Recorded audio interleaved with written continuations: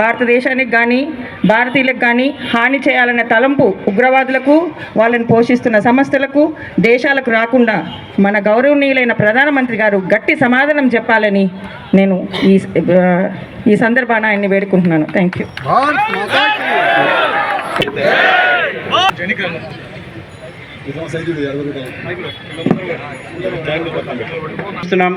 ఎట్లా మన భారతదేశం మీద టెర్రరిస్ట్ అటాక్ జరిగిందో మనం అందరం దీన్ని ఖండించాలా.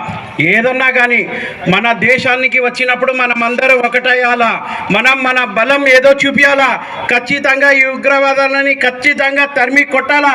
ఈసారి లాస్ట్ అండ్ ఫైనల్ అని చెప్పి చూపించాలా. మనం దానికోసం అందరూ ఒకటే మాట, మా భారతదేశం మీద కన్నెత్తి చూసిన వాళ్ళకి మా ఈసారి కన్ను ఎర్రి చేసి చూపించాలని కోరుకుంటూ మనమంతా ఒకటే. భారత్ మాతాకి.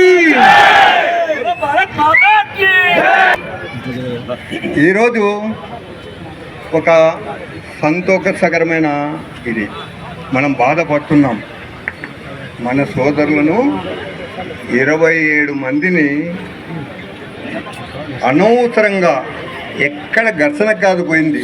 వాళ్ళు ఒక పర్యాటకనకు పోతే వాళ్ళను ఉగ్రవాదం పేరుతో చంపేసి ఆనంద కేరింతలు కొట్టిన వాళ్ళు ఈరోజు అవన్నీ చూసి మనం బాధపడుతున్నాం.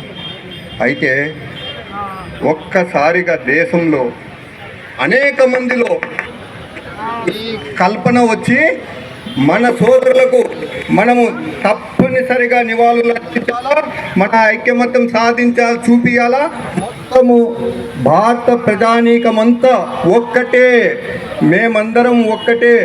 ఈ ఉగ్రదాడికి ఎవరైతే కారకులై ఉన్నారో వాళ్ళ వెనకల ఏ దేశం అయితే ఉందో, పాకిస్తాన్ అనే దేశం ఏదైతే ఉందో ఆ దేశాన్ని నామరూపాలు లేకుండా చెయ్యాలనే ఒక సంకల్పము